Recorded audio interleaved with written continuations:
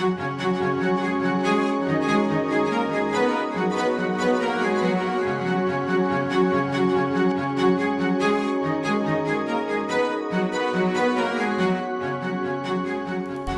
to today's class on Water Conservation Essentials. My name is Todd Sutton, and I work for the City of Martinez as their sustainability consultant. Today's class is called Every Drop Counts, and that's the case here today. We really are wanting to focus on your individual power as it relates to conserving water. Long ago, when the earth was young, the skies rained and there was plenty of water. And those people of that time had plenty of resources. Now fast forward a few hundred years, or a few thousand years rather, and now we have millions and billions of people on the planet Earth, and they're all consuming water. Every day, you and I consume hundreds of thousands and billions of gallons nationally. As you know, we're right in the middle of a severe drought that's been going on for several years. And I think it's important for us to stop for a minute to understand where our water comes from. So we're going to start with the Sierra Nevadas. We've got a snow melt up in the Great Sierras, and that water melts down and feeds the Great California Delta, which is the San Joaquin and Sacramento rivers. Some of that water is diverted over the Contra Costa Canal, and then some of that water is diverted over to the Los Vaqueros Reservoir, where ultimately water comes out of your water tap. I'd like to stop right now and have Chris Dundon come in from the Contra Costa Water District and discuss the California regulations on water conservation. Good morning. My name is Chris Dundon. I'm the Water Conservation Supervisor at Contra Costa Water District. Back in 2014, the governor declared that we were in a severe drought. He declared the emergency and he called on all Californians to conserve water in every way possible. In April of 2014, he asked every city and community to reduce their water use by 20%, and agencies up and down the state did so. The severity got worse, and as you can see in this map here, California is in a very severe drought right now. It's in what we consider an exceptional drought. And most of it is in the Central Valley and in the area we're in here in Martinez. Let me talk for a moment about snowpack. You know your water comes from a reservoir. You can think of a reservoir as perhaps a lake where we pump water and it goes into a canal and comes to you. It could be a reservoir in the city hills in Martinez. You might see a tank. That's a reservoir. The biggest reservoir we have in California is the Sierra snowpack. Think of it as a giant tank holding water all the way through spring, and then it lets it out during the spring and summer. Our reservoir is at lowest level ever. The Sierra snowpack is now at 5% of what it should be on average. That's lower than the previous lowest level, which was in 1977 at 25%, and again in 2014. So our snowpack is really low this year. So in 2015 now, since the snowpack has been real low and we're moving our way now into the summer, we're draining our reservoirs. So this is an example of one of the major reservoirs in California. Three of the key reservoirs are Shasta, Folsom, and Oroville. All of them are very much below what they should be at this time. In April of 2015, this year, the state imposed some mandatory restrictions. The governor said, I'm issuing an executive order mandating substantial water reductions across our state. As Californians, we must pull together and save water in every way possible. He authorized the State Water Resources Control Board to have a statewide reduction of 25%. So the mandate was to reduce 25% statewide, and he authorized the state board to determine how they would implement that. So it didn't mean that every community had to cut 25%. They evaluated how low some communities were and how high some were, and so it ranged anywhere from 10 to 35% what each water district was asked to cut. Contra Costa Water District, which serves this area, including the city of Martinez, were asked to cut 28%. In addition to the reduction, the call for reduction in water use, there's also the state board adopted a series of water waste prohibitions. Many of these are fairly basic, and a couple are a little bit more draconian. No using water to wash down sidewalks. That's a given. When you're in a drought, you shouldn't ever do that. No runoff when irrigating. So if you've got a sprinkler system, you want to run it now and again with you standing there to see that you don't have a broken head or a turned nozzle that's spraying onto the sidewalk. No washing cars or trailers when you don't have a shutoff nozzle. No using potable water in a non-recirculating fountain. And here's two key ones that are very different from us. Some of these we've have had adopted for years, but no watering within 48 hours after a rainfall. It's as simple as saying, if it rained, if in 2 weeks we get a nice big rain, turn your timer off for a couple of days. And then I think the biggest change that we're seeing is no irrigation more than 2 times per week. That's probably the biggest change we've seen in the regulations. And finally, no watering during the daytime. You don't want to water in the day because you get a lot of evaporation. Restaurants and hotels have a couple extra requirements on them. Restaurants and other food service can only serve water when asked. So they're not supposed to come and bring you 6 glasses of water, for your family until you ask for it. And hotels and motels need to provide their guests with options for having their towels and linens not laundered every day. And most hotels, I think we find now, are doing that. And finally, the state mandate on water agencies, so on City of Martinez or on Contra Costa Water, we're supposed to impose the restrictions on outdoor irrigation. So the state had those mandates. We, in turn, adopted those and mandated for our customers. We're required to notify customers when they have leaks, which we do, and we report our water use to the state now every month. So if you want to go see how other agencies are doing, you can go to the California Department of Water Resources website, and you can see how each agency is doing month by month. And finally, we get water waste complaints daily, and we deal with those, and 99% of them we just deal with education. Customers don't know that the sprinkler's broken, and we need to report on those as well to the state. And next we're going to have Chris Koniev talk about regulations within the city. Our temporary drought pricing adjustment, which was also mandated by the state of California, was to implement pricing incentives to get people to conserve water. That was the reason that we implemented a pricing adjustment, which in our water district, that amounts to 50 cents per unit of water used. A unit of water is 748 gallons. So when you're looking at your water bill, you'll see your 2013 consumption history, which will be in gallons, and you'll see your projected reduction usage for 2015.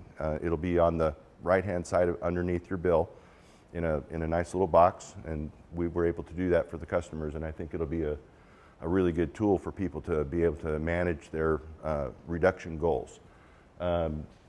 Single-family residences using less than 200 gallons a day will receive a credit back of the 50 cents a unit on their water bill. So if you're using more than 200 gallons a day, then you'll have a pricing adjustment of 50 cents a unit. If you're using less, you'll see a credit back on your bill of that same adjustment. Thank you, Chris, for answering those questions. I'm going to start with a pop quiz. How much water does the average single household family use every day? Any ideas? Any guesses? The answer is 364 gallons per day. That's the average here in Contra Costa County. And we're going to use that number moving forward as we discuss ways to conserve at home and outside. So this frame right here shows that 364 gallons per day broken down by outdoor use and indoor use. It's 58% outdoor use, or 211 gallons per day, and 42 gallons, or 42%, or 153 gallons per day. Those are your basic numbers.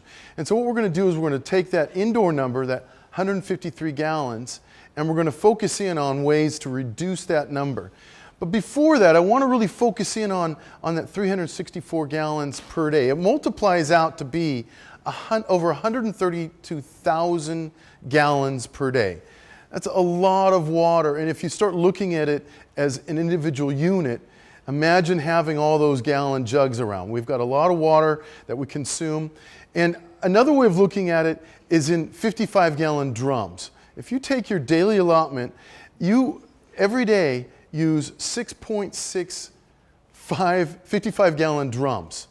So imagine every day a truck delivering 6.65 55-gallon drums to your household. That's really what's happening when you take that 364 gallons and multiply it out. So every day we're using this amount of water, and so we need to reduce our 6.6 down significantly. So our target here in Martinez is 25%. That's 91 gallons per day total. And it's broken down to 38 gallons indoor and 53 gallons outside. So we're going to go indoors here and talk about that, but let's do another quiz here and then we'll move on. Which of the following uses the most water per day? Toilets, dishwashers, faucets, or showers? Showers, someone says? Faucets? Dishwashers? All right, well, you've got all the answers there, but let's find out. The answer is toilets. 38 gallons per day, followed a close second by showers, and then faucets, and then lastly, dishwashers. And we're going to talk about all four of those shortly here. So, water use indoors. I think part of conservation starts with a desire. First, it starts by the desire to save water. And then once you have that desire, you focus in on that. And wasting water costs us a lot. Not just money, but it costs us a lot of wasted energy as well. And the delivery of water takes a lot of energy, which correlates into greenhouse gas emissions. So by simply conserving water, you're saving in a lot of different ways. So the idea is just to get focused on that desire to save and then pay attention and do that every day moving forward. And that goes along with other practices in our daily life. How many minutes per day does the average household run their faucets? 9 minutes, 35 minutes, 15 minutes, 27 minutes, or 19 minutes? What's your guess? 27, 35, 19. Well, here's the number. It's 35 minutes a day. It's a long time. Imagine doing that in one shot there. Just turning on your faucet for 35 minutes. After about 5 minutes, you think, man, that water's been on a long time. But in actuality, every household in the state of California is running their faucet 35 minutes per day. So I look at that as a great opportunity for water reduction. We're going to talk about faucets and water reduction shortly, but here is a graph showing basically the breakdown of water use indoors. Now, due to rounding, the numbers on the bottom show 20% and 20% and 19, and the bars are a little offset. But again, this shows that the number one source of water use is toilets, followed by showers, faucets, leaks, and clothes washers. And we're going to go through all of those starting right now. An organization called Aquacraft did a study statewide focusing in on water consumption in California. And one of the findings is very interesting. It shows right here that 55 gallons per household per day can be saved by just some basic changes in your household. First off, using a conservative clothes washer that has a maximum of 20 gallons per load. The next is to reduce miscellaneous faucet use by 10%. Reducing and or eliminating leakage can save 25 gallons per day. And using a low flow toilet that has a setting or a use maximum of 1.25 gallons per flush. If a household had those four practices in motion or set, you would save 55 gallons per day, which, by the way, is 2 gallons over your outdoor goal. So there's some good numbers right now. So let's jump in and talk about toilets here. Here are your basic numbers. Again, we mentioned already 36 gallons per household per day. The average flush is 2.76 gallons per flush, 13 flushes per household, and 5 flushes per individual. Okay, so these are the basic numbers. Now that may be different for you, but these are the state averages, and we're going to use those moving forward. So when we talk about different types of toilets, there are high flow and low flow and ultra low flow, high efficiency toilets. So the high flow, the kind of the old fashioned toilets, use anywhere from 3.5 to 5 gallons per flush. The ultra low flow use 1.6 gallons per flush, and the high efficiency toilets use 1.8 gallons, 1.28 gallons per flush. So 20% of your daily use is coming from a toilet. Now, I'm going to break this down to an individual and what you can do individually to save water as it relates to using the toilet. So if one person uses the toilet, you can see, depending on the type of toilet you have, will determine how much water you can use or save. With a high flow, over 6,000 gallons. With an ultra low flow, just under 3,000 gallons. And with a high efficiency toilet, just over 2,300 gallons per flush annually. So if an individual can move away from 5 gallons per flush and reduce that by 2 flushes, you will save over 14.5% of your daily reduction target. Okay?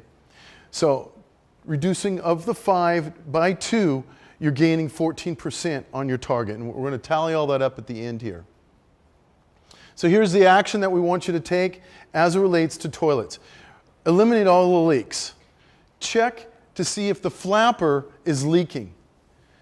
Check the tank level. If it's too high, it's going to overflow that little overflow spout, and you're going to every once in a while hear it auto-filling. Don't use the toilet as a waste basket. Don't just throw things in there and then flush it away. Test for leaks.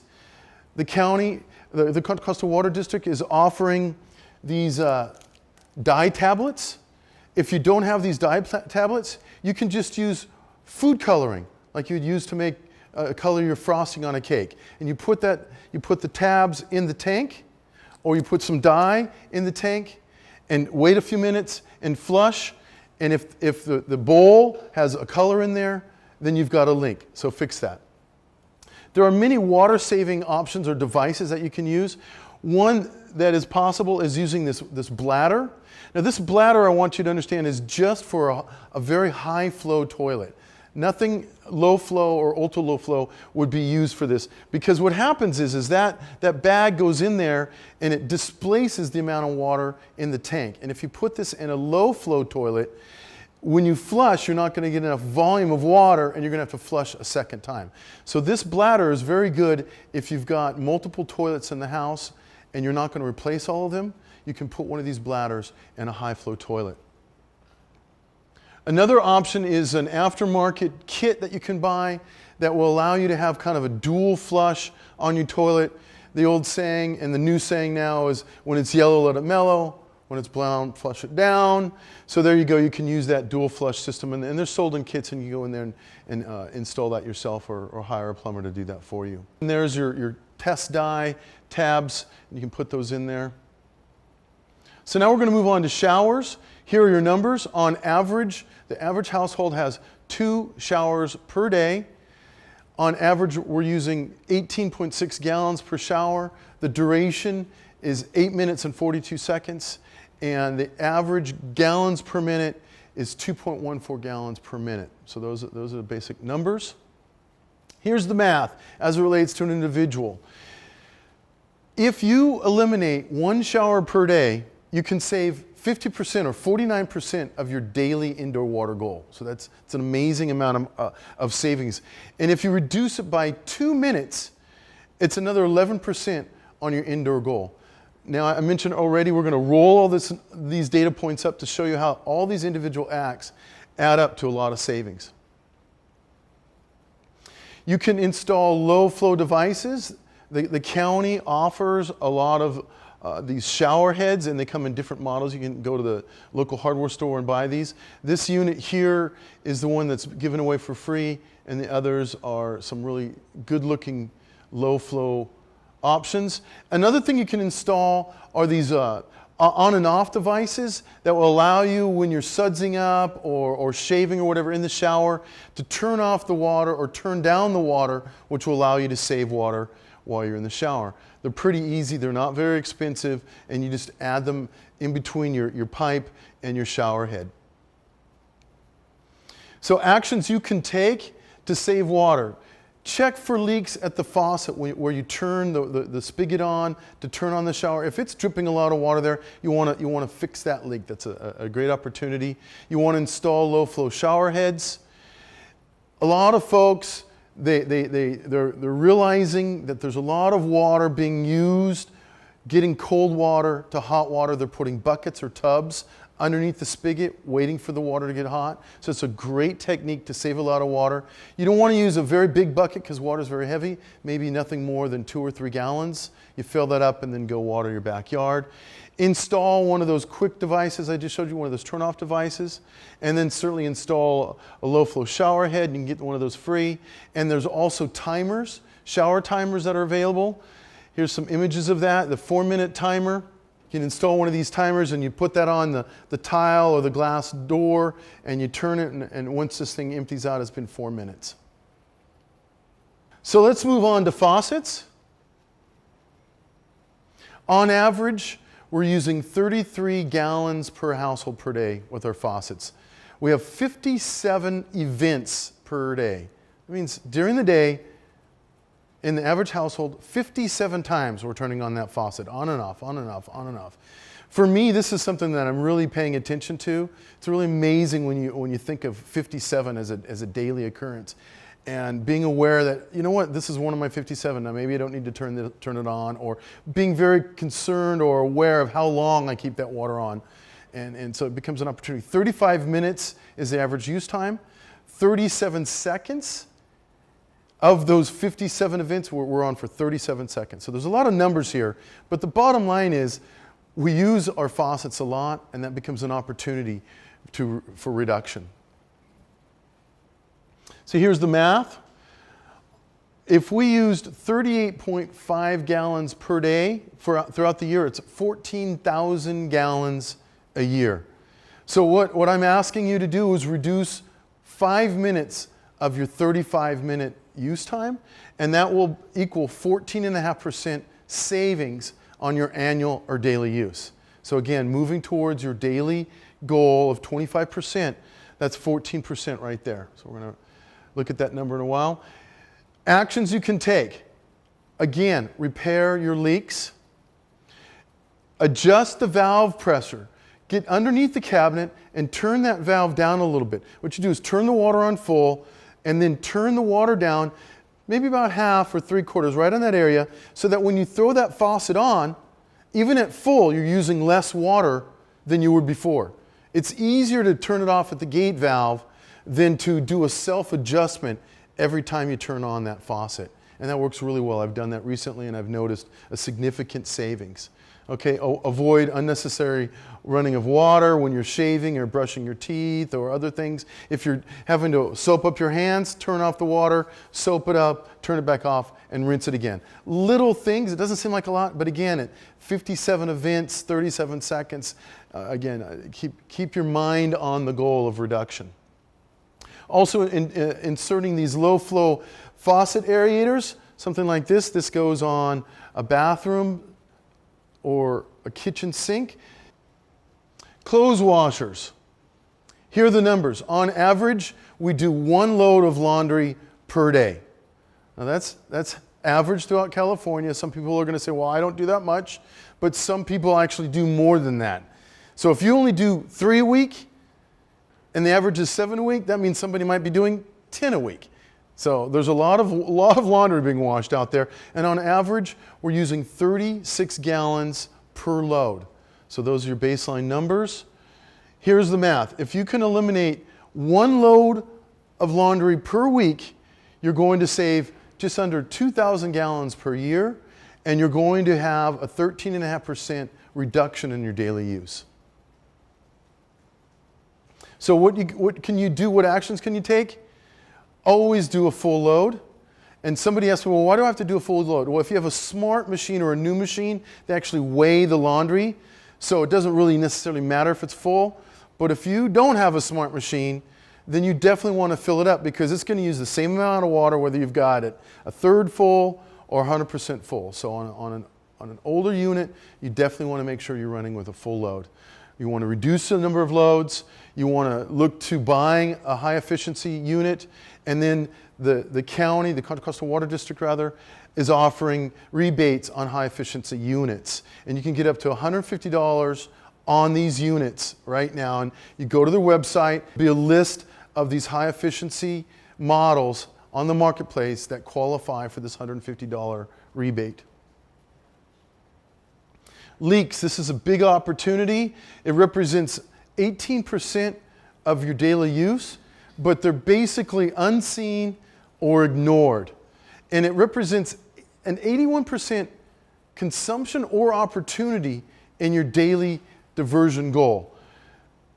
31 gallons per day per household are being leaked in the form of small and large leaks. There are basically two kinds of leaks. There's an intermittent leak and a continuous leak. So here's an example. An intermittent leak might be a faucet that's got a handle that if you don't get all strong and tighten it all the way down, it's going to leak. So sometimes you remember and you tighten it so it doesn't leak rather. And sometimes you forget and you don't tighten it all the way and so it drips. So that's an intermittent leak. A continuous leak would be something that might be hidden behind the walls on a fitting or on an old pipe that's finally failed, and this thing is dripping all the time. Now you look at that patina on there, and it has taken a long time for that material to corrode like that. So this has been happening for years. So every day, this house is one of those households that's doing that 31 gallons per day. So you want to look for these leaks and repair them and eliminate them. So what do? Again, fix the leaks. Another area is, again, check your faucets. You want to check the flappers in your toilets. Look at that image right there. You can see the flapper is all curled up. So every time you flush, you dump the water out of your tank, and then when it fills up, it's going to be leaking slowly around that funky old flapper. So they're really easy to replace. They just take a couple minutes, and you're going to save water instantly. Another important thing to do is to take a look at your meter. If you turn every appliance off or every water user in your house off, and you go out and that dial, that little red dial on the left is turning, that means you're using water. And there are videos available on the Water District's website, or if you just Google how to read a water meter on your internet, you'll see many, many videos available that will show you how to read your meter so that you can determine whether or not you've got a leak. And then lastly, the small time users are baths, your dishwasher, and then the famous category other. So baths are great, but they are a large water use opportunity, on average 35 to 50 gallons. Enjoy them on occasion, but really your best way to go is with a shower. And then just like your laundry, you want to make sure that your dishwasher is full so that you maximize the use of that water when you're doing dishes. And then the other is just miscellaneous events or activities that are more hard to classify on this measurement. So how does it all add up? All those different options that you have in terms of water conservation add up. So toilets, minimize 2 flushes a day, you're going to save 5.5 gallons. Showers, shortened by 2 minutes, you're going to save 4.3 gallons. Faucets, reduction by 5 minutes, another 5.5 gallons. Your clothes washer, 1 load less, an average of 36 gallons per week. You roll all that up, this is what I'm calling the easy stuff. You're at 51.3 gallons, or just over half of your daily goal for your indoor use. And then if you fix all those leaks in the house, you immediately get a big gain, and you can have 134.5% on your water savings. So your opportunity there is to look for the leaks and fix them, and that makes your daily goal or a reduction goal much easier to achieve. So now we're going to move on to outdoor water conservation. The US EPA focuses in on 3 major areas to conserve water. That's your landscaping, your irrigation, and stormwater management, or rain barrels. And we're going to talk about all of those issues. Back to that Aquacraft study, it recognizes reducing your irrigated areas, encouraging the use of low or no water use plants, kind of drought tolerant plants, and ways to prevent over irrigation. We're going to go into all these topics in great detail. So this is the no-no list, and this is similar to what we saw earlier in terms of what the state of California is requiring all households to do. We have to reduce or eliminate watering between 9 a.m. and 5 p.m. So basically install a timer is one option. No outside watering that results in running down the gutter. That kind of makes sense. No more washing of vehicles or trailers without a control top hose or a nozzle. No watering of hard surfaces. Use a broom. There's a lot of commercials and campaigns I'm seeing out right now that just are really focusing in on using a broom. It's really not that hard to do. And elimination of non-recirculating fountains. So if your fountain is just kind of a one-way, you got to turn that off by law. No more than twice per week watering. And if there has been a rain event, you have to wait 48 hours or 2 days before you water again. So those are your basic no-nos. So kind of a little bit of humor here. Does your landscape have a drinking problem?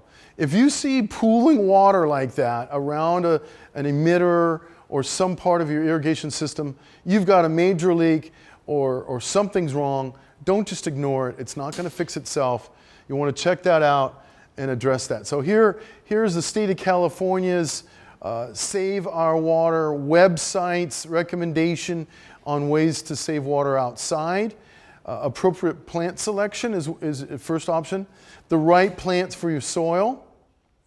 Good, efficient irrigation. The use of mulch whenever possible. I really focus in on this. And then appropriate maintenance. A good system that's periodically maintained will save you water and make your life a whole lot easier. So as I mentioned, mulch is one of my favorite ways to save water. It has a lot of benefits and bonuses.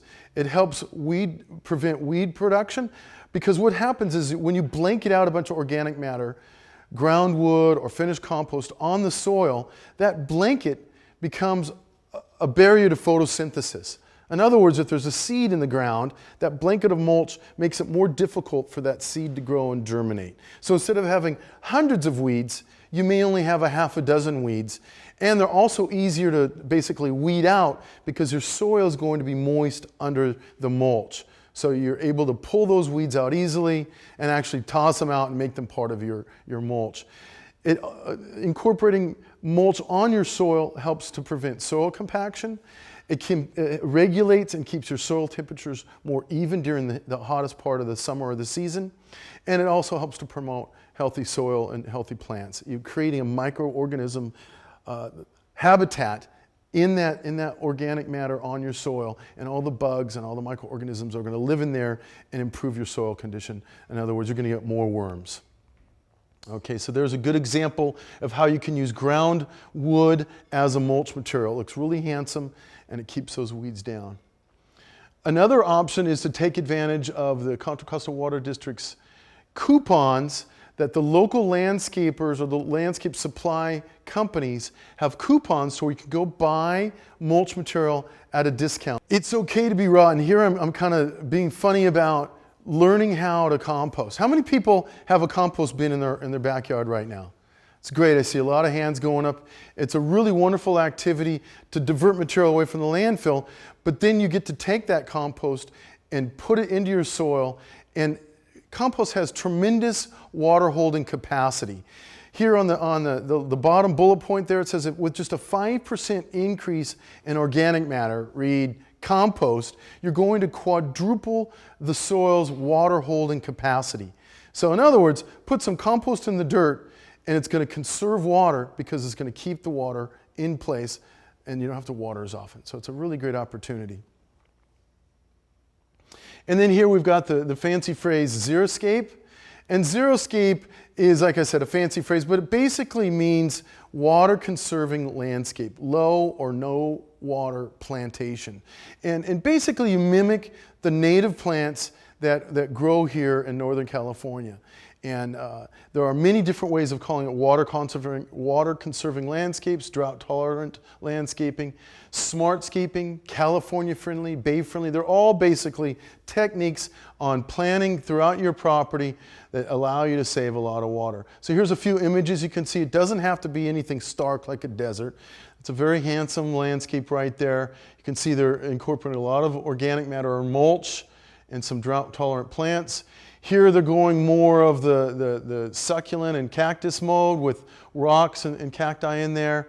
Or you can also go with low water using flowers. So it doesn't have to be unpleasant or ugly maybe. It can be very, very lovely if you choose the right plants. The Contra Costa Water District has the Lawn to Garden Rebate Program. They're offering a kind of a bounty on your lawn up to $1,000. $1 per square foot. You definitely want to check out their website. They've got all the details in terms of how to participate in the program. And they also offer 2 hours, they'll reimburse you for 2 hours in the use of a professional landscape designer. They'll come out and advise you on how to redesign your front yard. It's a great opportunity, so go to the website to get more information on that.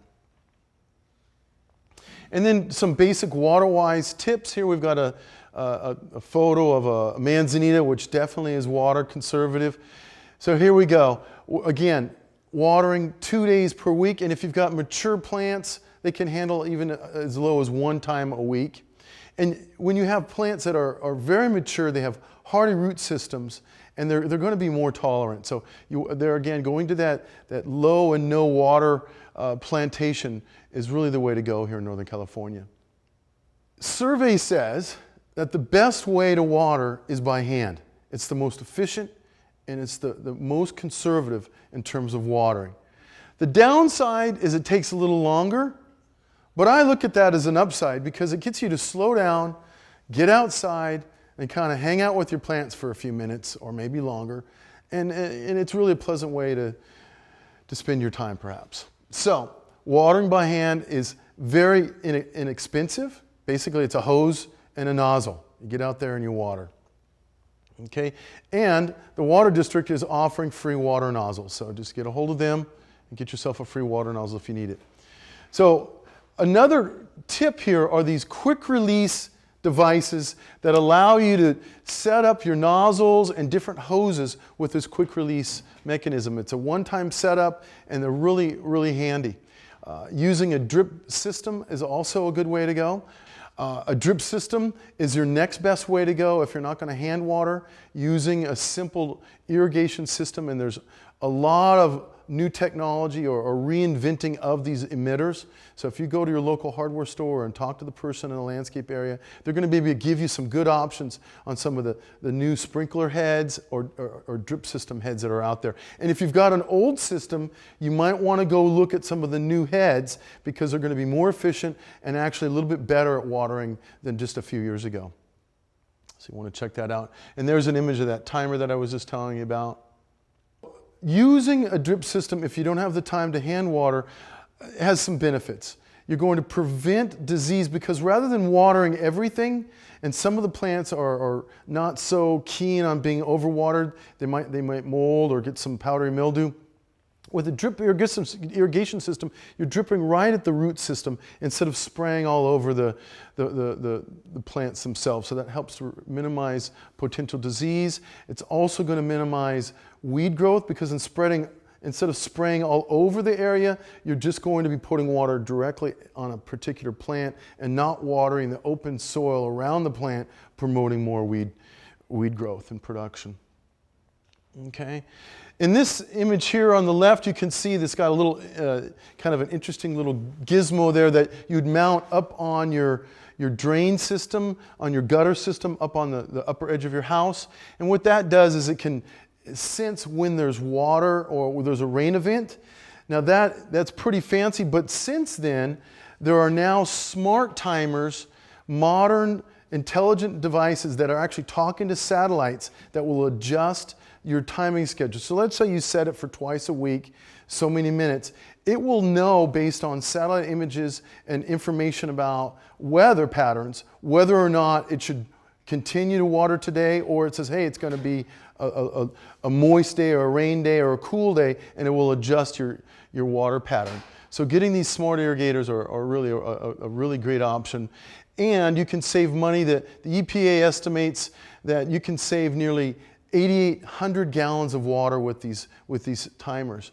Now, like anything, you have to make sure that they're set properly. So if you don't adjust it or set it initially correctly, you could actually end up wasting water. So it's very important to read the owner's manual and set these things so that you're not wasting any water. So here we go. We've got these weather-based irrigation controllers, and that's what we mean by smart timers.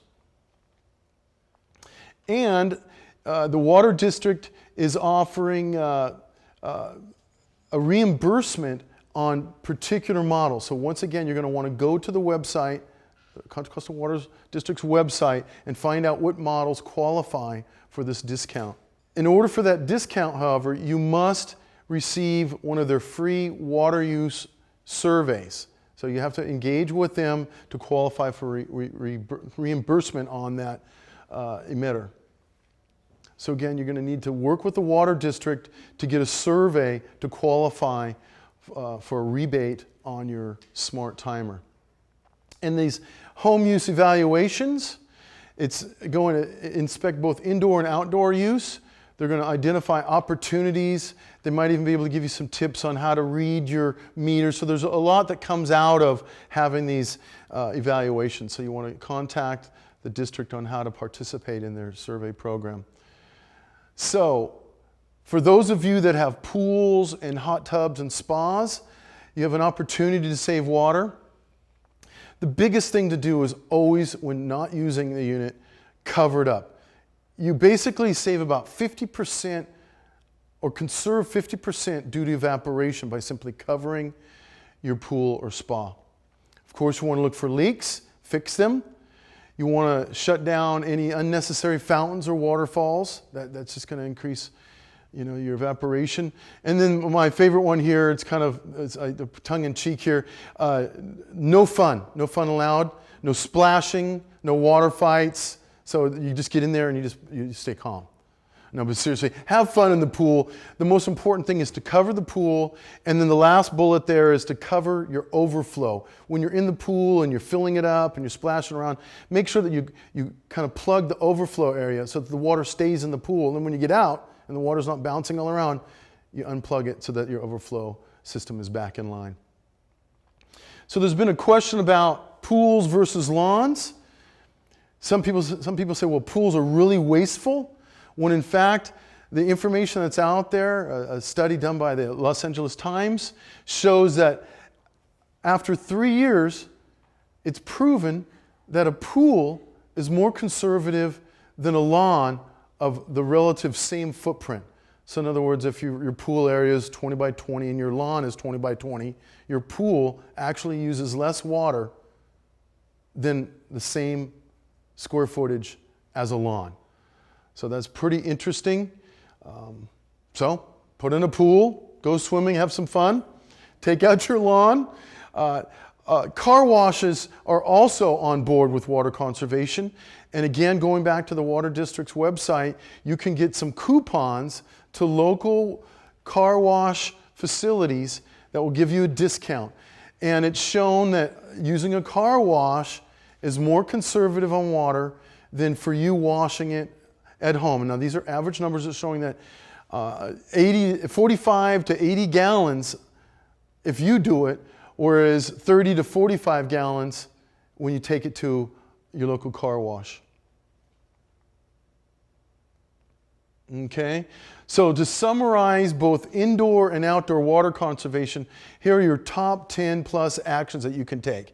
So reduce the number of flushes, take shorter showers, reduce your faucet use time, fix all of those leaks, and reduce the number of loads of laundry that you do throughout the week.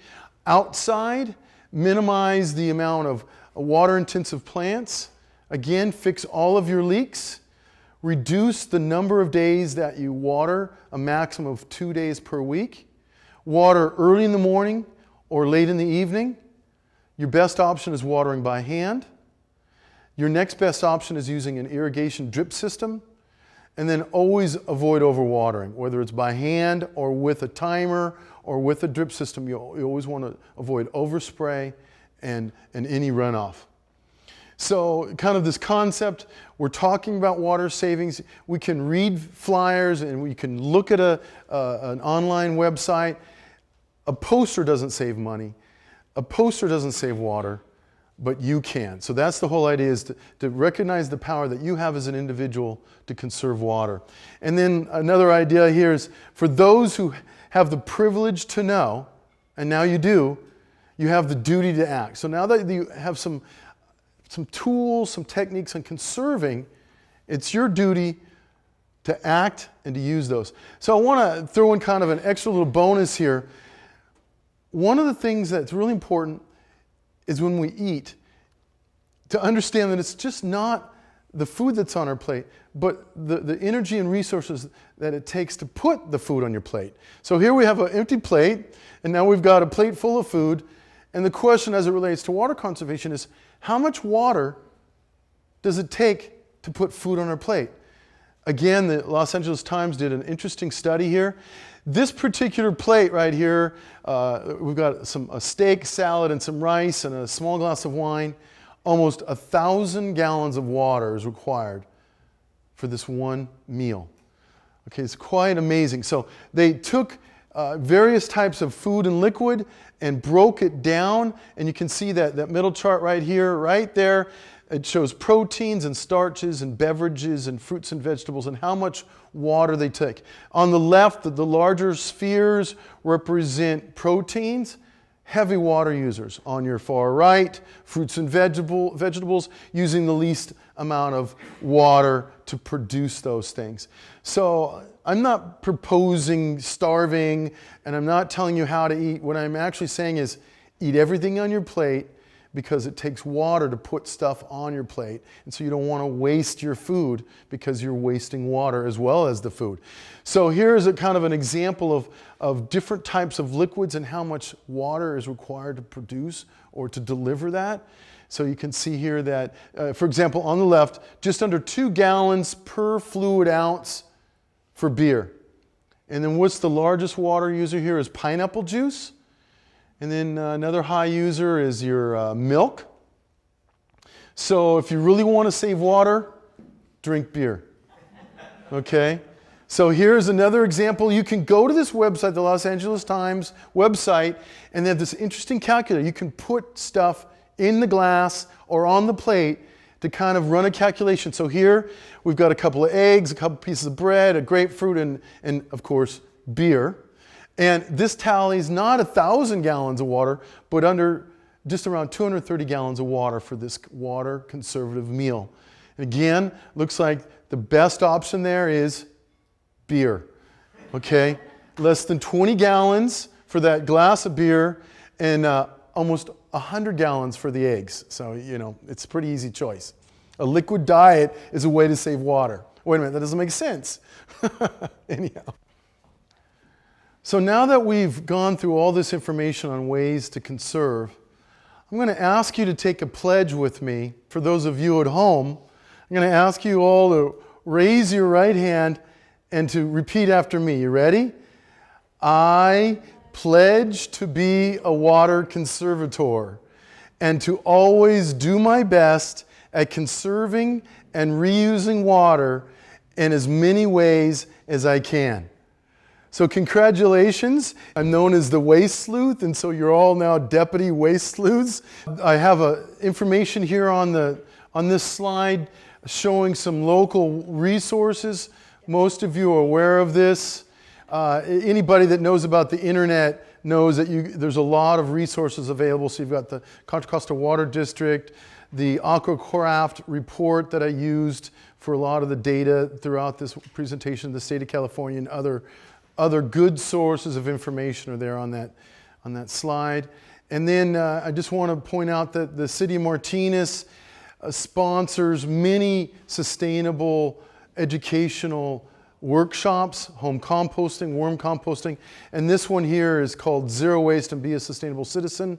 It goes into in depth on ways that you as an individual can do more than you're already doing, way beyond your basic recycling. And it relates to greenhouse gas reduction as mandated by the state of California. So go to the city's website and look for the list of upcoming workshops. And I want to thank you for your time today. Thank you very much for coming out. Thank you.